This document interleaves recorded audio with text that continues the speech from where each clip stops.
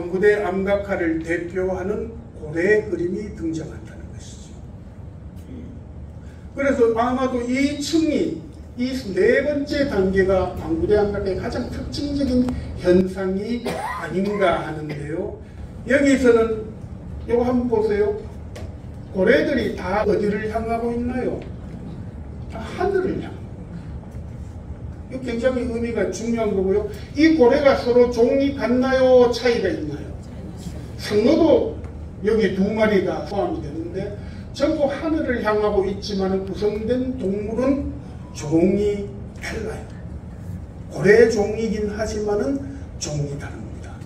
그래서 여기서 네 번째 단계는 방구대 암각화의 가장 핵심적인 부분이기 때문에 이 부분만큼은 다른 기회에 또 이제 여러분과 이걸 얘기할 기회가 별로 없을 것 같아서 요거는 이 성격에 대해서 조금 더 깊이 설명을 하고 넘어가도록 하겠습니다. 자, 고래가 지금 한번 보십시오. 삼각형 구도를 갖고 있어요. 그리고 전부 하늘을 향해 있고 하나의 방향으로 진행하고 있고요. 고래 한 마리 한 마리를 보면은 어디서 본 겁니까? 고래를 위에서 내려다 본 건가요? 아니면 측면에서 관찰한 건가요? 사람이 공중에 떠 있는 시점에서 고래를 내려다보고 있는 소위 말하면 조감도식이죠. 부감법이라고 하죠. 그 다음에 하늘을 향하고 있다는 하나의 방향성을 갖고 있고요. 삼각형 구도. 종이 다른 고래가 서로 무리를 이루고 있고요. 이 재밌는 거는 고래 무리를 거북이 가마우지가 이끌고 있어요. 보십시오. 요 거북이 세 마리가 있죠. 제일 처음에 있는 고래를 이끌고 하늘로 올라가고 있고, 요 놈을 한번 보실까요? 고래 한 마리를 가마우지라는 새 아시죠? 가마우지는 거북이는 어떤 동물이에요? 묵도 다닐 수 있고 물속으로도 다닐 수 있기 때문에 우리는 그런 동물을 통칭 양성체 동물이라고 합니다. 인간이 할 수 없는 그런 초월적인 기능을 갖고 있죠. 가마우지는 어떤 새인가요? 하늘을 날죠. 물속도 들어가요.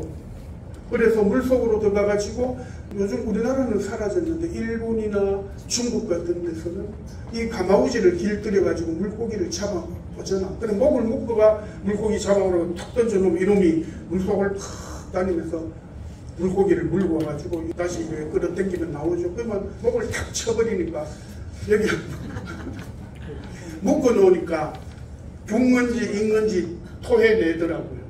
그런데 일본 사람들은 그런 걸 더 비싸게 요리해가 팔아먹고 관광상품으로 하더라고. 어쨌거나 가마우지는 하늘도 날지 육지도 걸어 다닐 수 있지 물속도 다닐 수 있으니까 양성체 동물이면서 초월적인 기능을. 개구리 같은 것도 양성체 동물이죠. 변태 동물이죠. 아래서 올챙이에서 다리가 나고 다리가 나서 또 이제 성장하는 이런 변태라든지 혹은 여러 우리가 인간이 할 수 없는 다기능을 갖고 있는 동물들은 옛날부터 신성시대잖아요. 그래서 뱀은 땅의 사자로 받아들여지기도 하고 뭐 그런 어떤 동물 민속학에서 뭐 그런 식으로 해석하기도 합니다. 그런데 그런 동물이 이 고래의 무리를 이거는 양쪽에서 코이 탁 개가 올라가고 있어요. 그리고 또 여기서는 이 부분입니다. 샤먼이 나타나요. 샤먼인 줄 의아하노. 과거에 방구대 연구 초기에는 방구대 다들 아시잖아. 도면 한 번씩 보셨죠? 맨 위에 보면 사람이 이런 사람이 하나 있어요. 그래가 경주박물관에 딱 지금도 있나 모르겠다. 그 밑에는 어떻게 설명을 해놓느냐 하니까 남근을 뚝 세우고 하늘의 제사 지내는 제사장 혹은 샤먼. 그런데 이때까지 연구 결과 샤먼만의 특성이 있어요. 그거는 어떻게 절묘하게 그 상단에 있으니까 그렇게 해석을 했는데 실제로 저는 그걸 현장에서 조사를 하니까요. 머리 한복판에 눈이 새겨져 있어. 그러면 한번 보세요. 여기에 눈을 선사시대 사람들이 안각할 때 허튼 짓 하지 않아요. 실수는 많이 해요. 보세요. 바위에다가 돌비 같은 걸로 새기는데 얼마나 어설픕니까? 정교하면 얼마나 정교하겠어요. 그러나 어설프게 잘못될 수는 있어도 일부러 쓸데없는 짓은 하지 않습니다. 이 그림 하나 새기는 힘들어요. 제가 수년 전에 연구 용역을 맡아가지고 조사를 하고 했을 때 안각을 한번 만들어 봤어요. 저는 원래 전공이 그림입니다. 그러니까 일반인들보다는 저런 거 이래 모방을 하면은 더 잘해요. 그래서 방구대 안각과 고래 한 마리를 새기는데 고래는 선새김 고래가 1시간 정도 걸려.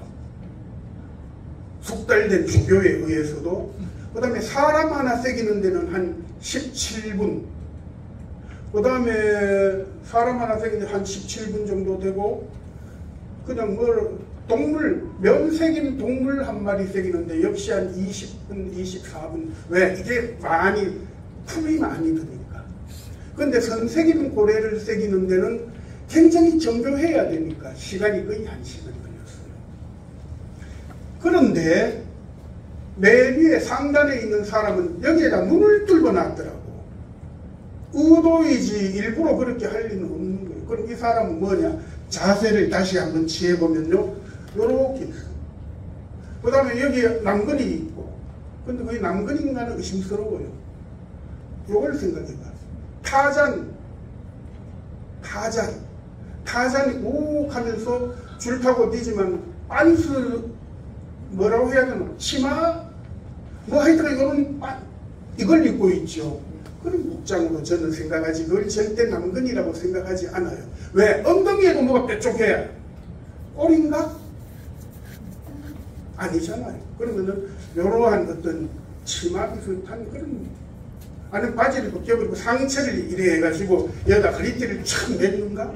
그런 거라고 볼 수가 있는데, 어쨌든 남근 아니에요. 그런데 여기에 이래 손을 이렇게 얼굴에, 눈 위에 이래 얼굴에 대고 있어. 그럼 이건 뭘까? 눈이 중요했다. 눈을 새겼죠? 얼굴 부위에다가 손을 이렇게 대고 있어. 이게 뭔가요? 왕 보는 사람, 관측하는 사람, 먼 곳을 살피는 사람, 고래가 오나 안 오나 확인하는. 요즘 미래가 먼 곳 보니 없지만 우리 어릴 때 촌에서 이래 고향에 장날 되면은 저 아줌매들 할매들 하면서 저 누구 아는 사람 없나 싶어 이렇게 눈 손그늘을 씌워가 많이 봤어요. 그죠? 그럼 맨 위에 있는 사람 뭐 하는 사람? 왕 보는 사람. 아니면은 고래가 저쪽에서 오는가 안 오는가 저쯤 있나 없나.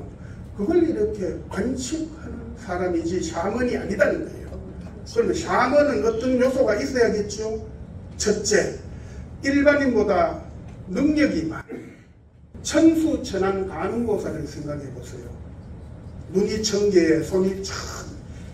지금 뭘 하고 있습니까? 손가락을 촥 펴고 있고 발가락을 촥 펴고 있어요. 이게 바로 그런 능력을 나타내는 것이죠. 그 다음에 샤먼과 같은 사람, 일반인과 다르죠? 항상 정면성. 조선 왕들 영정이 뿔에 나타고 없지만서도 태조 이성계 영정이 남아있죠. 정부는 항상 정면을 향하고 있어요. 이렇게 해서 7분도 자세는 딱 한 점이 있죠. 누구고요? 영조가 이렇게 이 익성간 쓰고 있는데 그거는 정본이 아니고 부본이에요.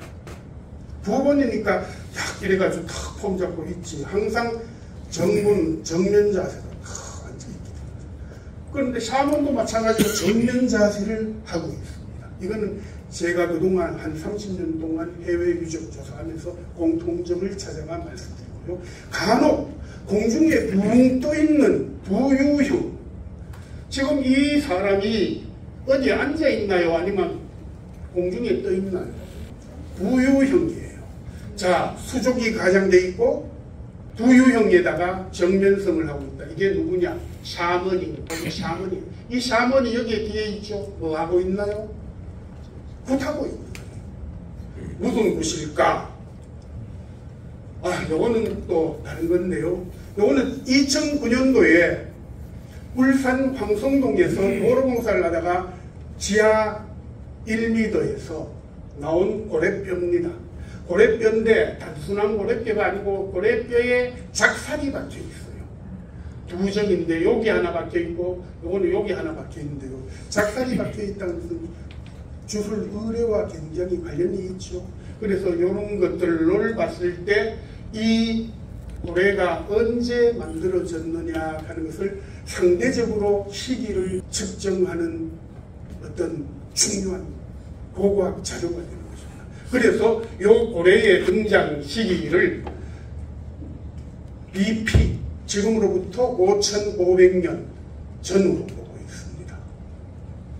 그래서 이걸 정리를 다시 하자면은 제2과정에서 참여자의 관점을 보는 사람을 의식해서 이러한 구도나 부관법의 기법을 차용했다. 그 다음에 여기에 나타나는 고래가 종이 서로 다른 고래가 무리를 이루고 있다고 했잖아요. 사람도 끼리끼리 놀고 고래도 끼리끼리 놉니다. 그런데 종이 다른 고래와 막 한 팀을 만들 수는 없는 거예요. 즉 이러한 팀을 만드는 사람이 구성한 것이지요. 즉 그런 생태를 보지 않고 여기에 묘사된 고래는 뭘까? 전부 인간에게 잡혀서 목숨을 잃은 고래의 영혼이라는 것. 그래서 가장 핵심적인 단계가 바로 이 네 번째 단계인데 흔히들 암각하는 신성지역이고 의뢰의 그 다음에 재단의 역할을 한다 했잖아요. 여기서 바로 잡혀먹은 고래의 영혼을 위무하고 그 다음에 잘 달려가 고래를 저승에 이 고래의 어떤 세계로 영계로 무사히 보내줘야 돼요. 그런 구슬하는 사람이 이 샤먼이지요. 그래서 구슬하는 무당을 도와주는 가마우지와 거북이가 등장합니다. 그래서 먼 영계로 고스란히 고래의 영혼이 아주 안전하게 잘 갈 수 있도록 도와줍니다. 그럼 보내보면 끝인가? 아니지요. 그래서 다시 이 영계로 간 고래가 거기서 안녕을 취하고 안식을 취하고 재생해서 다시 생명을 얻어서 우리에게 돌아와야 우리가 또 잡아먹지요. 바로 그러한 의뢰가 바로 여기서 이루어지는데요. 살해된 고래의 영혼 위무와 기천 의식을 거행하면서 이를 통하여 그들의 우리가 잡아먹긴 했지만은 이 고래가 우리의 적을 또 안 갚으면 안 되니까 잘 달래가 내게 원망 갖지 마. 그거죠. 뭐. 옛날에 그랬잖아요. 요즘은 뭐 백정도 없고 그렇지만 옛날 백정들은 자기들끼리 소를 잡을 때 언어를 썼잖아요. 우리 일상 대화와는 다른 언어를 썼다 하잖아요.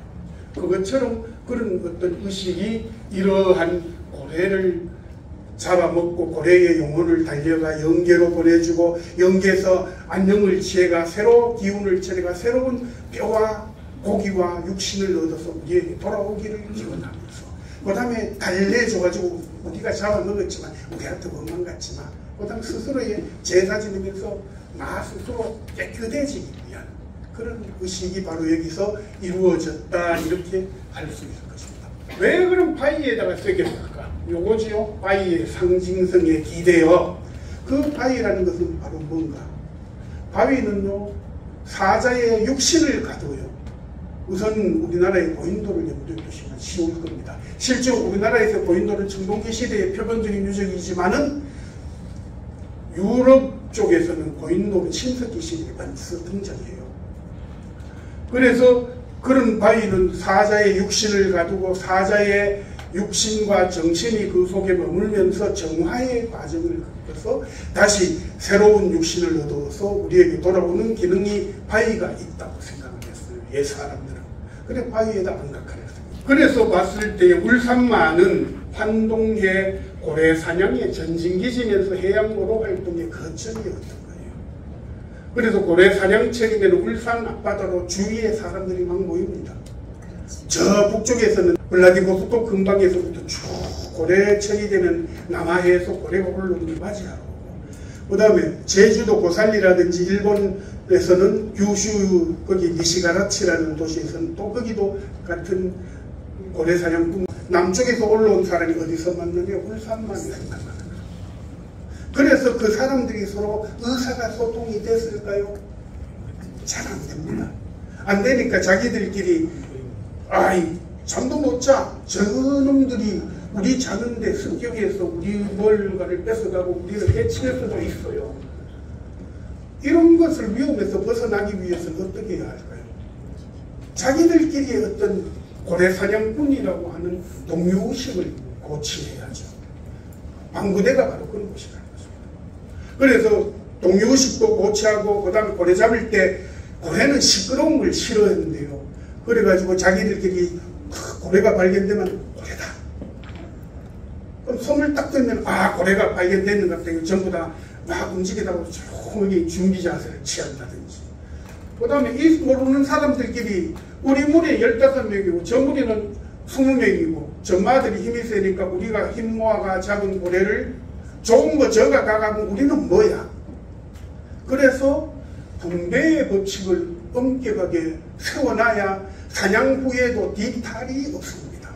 그래서 이런 그림들 이렇게 뭐죠? 이게 꼭 마치 푸죽간에 가면은 돼지 등심, 안심, 엉덩살 또 제비초리 그런 월계도라는 것이죠.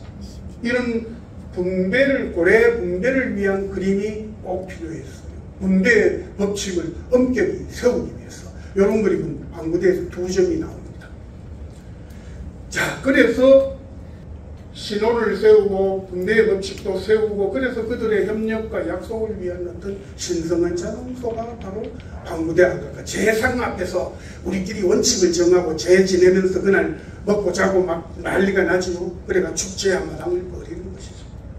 이들은 여기서 희생당한 고래 영문과 회기를 기원하였으며 방구대 안갈까는 포경중심 해양어로 문화유적으로서 산동의 고래 의뢰의 가장 정점이 있다 이렇게 얘기할 수 있습니다. 요까지가 3단계, 4단계까지 끝이 났고요. 마지막 5단계가 바로 나타나는데 이런 그림이 나타나요. 5단계에서는 빨간색 있죠. 이 빨간색 그림이 마지막으로 나타났는데 한 마리 그리는데 저거 하는데 거의 1시간씩 걸려요. 굉장히 정교합니다. 쭉 보면은 명료하면서 사실적인 것은 아니에요. 실제로 호랑이가 이런가요? 멧돼지가 이런가요? 그렇지 않죠. 상당히 상투적인 인간의 시지각에 의해서 인식된 동물을 묘사하고 있다. 그래서 이런 동물을 보고요. 한때는 렌트겐 방식이라고 했어요. 속보기 기법. 그 다음에 생명성을 나타낸 그림이다라고 했는데 생명선이라고 그러면 어떤 생명선으로 나타나는 게 주로 어떻게 입에서부터 항문까지의 라인이 이래가 위장이 있고 항문으로 이래 연결되고 심장이 있고 위장이 있고 그래요. 그런 건 여기서 그런 걸 느낄 수가 있나요?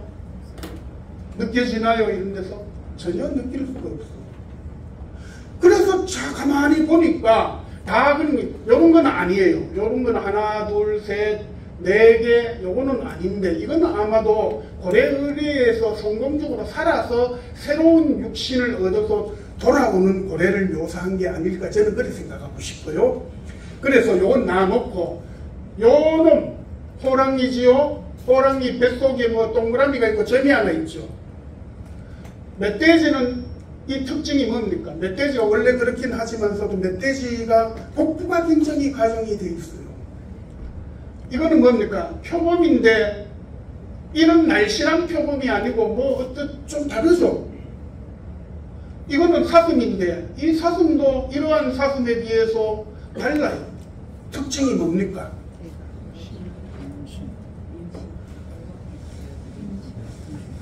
새끼민 동물은 잡아서 안 된다. 마구잡이로 잡아 먹어버리면은 이 세상은 리듬이 허물어져 버려요. 그래서 마지막 5번째 단계에 이런 표현물이 등장하는 것은 새끼민 동물 잡지 마. 이런 거 잡으면 안 돼. 드디어 방구대 사람들의 의식세계가 달라졌다는 거예요. 대자연의 마구자기로 잡아먹고 배불만 부르면 최고여 했던 것을 이제는 대자연을 관리하자고 하는 어떤 의식으로 바뀌어가는 것을 보여주는 표현물이 이런 게 아닌가 저는 그래 봅니다. 마지막 단계에 이런 그림이 나타난다는 것은 광부대 사람들의 생각이 초기에 중간에 세 번째, 네 번째 하고 판이하게 다른 양상을 보여주고 있어요. 그래서 완성이 됐습니다. 조금 전까지 여기서 이제 보면요, 엉성하지요. 군데군데 빈 공간이 많은데 여기에도 동물이 없는 것이 아니고 그것은 제가 어떻게 재능력으로 분석할 수가 없었는 거라 어렵습니다. 그런데 마지막 단계 뭘 다 였는데 이 그림을 잘 보시면요, 뭐가 다르죠? 한 번 더 돌려볼까요? 왜 이렇게 색깔을 달리 했느냐? 요 등 위에 있는 동물과 사냥꾼, 이거는 뭔지 모르고요. 요 사냥, 신호하는 사람이죠. 요 사슴, 멧돼지, 고래, 여기 요런 노랗게 겹칠해진 그림에는요, 가라앉는 흔적이 있어. 기법이 달라졌어요. 그런데 처음부터 그렇게 만든 것이 아니고 모든 동물 표현이 끝난 어느 시점에 요런 그림들만 다 갈았어요. 간다는 것은 일종의 주술이 깃들여졌다라고 생각하시면 됩니다. 그래서 보면요, 요 라인을 끊는 요 일대의 그림들이 다 갈아난 거야. 그럼 요 지금 선리 라인이 어떤가요? 요게 선리 기울기가 요거하고 일치하죠. 자, 광부대가 좀 높습니다. 여기서부터 이렇게 올라가면은 이렇게 더 점점 높아집니다. 요 라인은, 자, 요 키높이, 사람의 눈높이에요. 사람의 눈높이 손에 닿는, 저 위에 건 아니겠지만은 요 있는 대부분의 표현물들은 사람들이 저기 유적에 가면 쉽게 다가가서 손으로 만질 수 있는 그림들, 그런 그림들에게만 후대에 어느 한 시점에 이렇게 갈고 있더라는 거예요. 다시 말해가지고 주술이 가해지기 시작했다. 그래서 이러한 것은 후대에 이 모든 그림 제작이 끝나고 나서 누군가들이 여기 나타났는데요. 갈기 기법은 친석기 시대 후반에 청동기 시대에 주로 적극 활용이 되던 기법입니다. 칠포리 안각과 가보셨지요? 거기 가면 선이 어떻던가요? 굵직하고 깊이도 깊어요. 그게 왜 그렇게 생기냐? 살았기 때문에. 이 갈기 기법이 나오는 것은 후대에 아마도 친석기 시대 후반기, 청동기 시대에 누군가 사람들이 다시 와서 갈기 시작했다는 것입니다.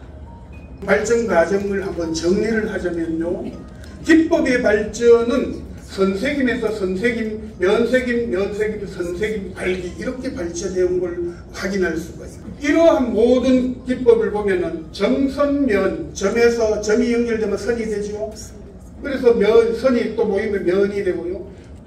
정선면으로 발전해온 미술사조의 발전 이 순서와 거의 일치하고 있다는 걸 확인할 수 있습니다.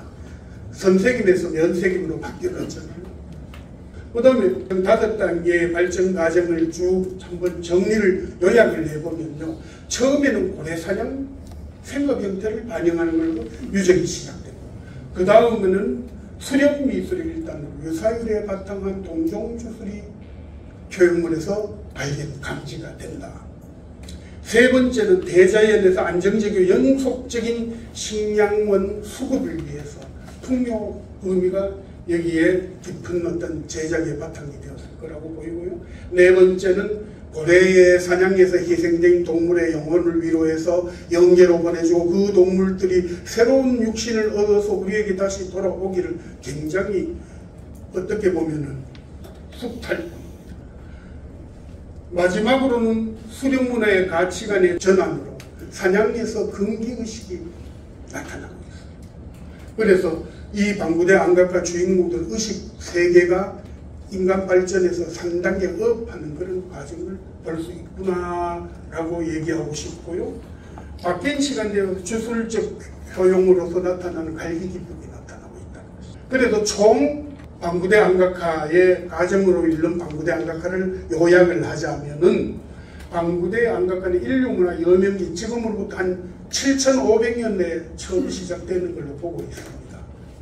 그래서 한 종말은 정확하게 말하기가 어려우나 적어도 4,000년, 4,500년 정도에 나온된 걸로 이해가 되고 있고요. 그래서 단계별로 서로 달라져가는 발전적인 어떤 과정을 우리에게 보여주고 있는 생활사, 정신사적으로 아주 중요한 유적이죠.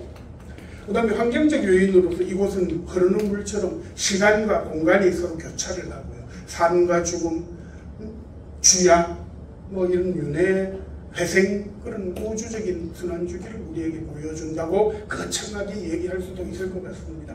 그다음 무엇보다도 방구대 안각화에 왜 주위에 더 좋은 바위도 많은데 하필이면 그 위치였을까? 소리가 울리는 공명현상이 아주 극적으로 나타나기 때문에 선사시대 사람들 그것까지 찾아요. 울산의 어떤 사람들은 바로 그 근방에 사람이 살았다고 보는데 절대 그럴 리는 없습니다. 유적지는 신석기 시대만 하더라도 유적지는 사람이 사는 곳이 아니에요. 오히려 저자 태화강 하류 지역에 사람이 살죠.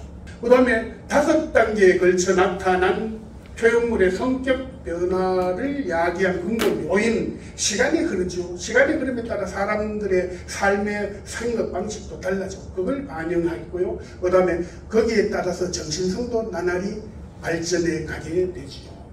이곳은 대자연의 풍요와 수렵에서 야기된 사례의 제업을 싣고 희생동물을 영혼을 위임하고 다시 돌아오기를 기원하는 그런 신성유적이다. 방구대 안각화를 어떤 혹자들은 이제 연구가 끝났다고 말하죠. 천만의 말씀. 최근에 이런 표현물이 막 새로 발견이 돼요. 이건 기하문입니다. 이거는 동물 같은데 이게 뭐예요? 이게 뭔지 잘 모르겠는데 여기는 마름목골 문양 같은 게 보이고 이런 기하문입니다. 그래서 방구대 안각화의 진정한 연구는 이제부터 시작인 것 같습니다. 제가 시간을 딱 지킬 1분 초간 죄송합니다.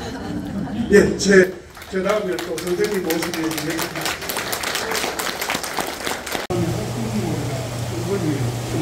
원고에는 잘 모르겠는데 그런 게 있기는 해요. 그런데 고래학자들이 이걸 가지고 이게 뭐다 할 때는 주로 뭘 보고 하느냐. 그 지느러미 보고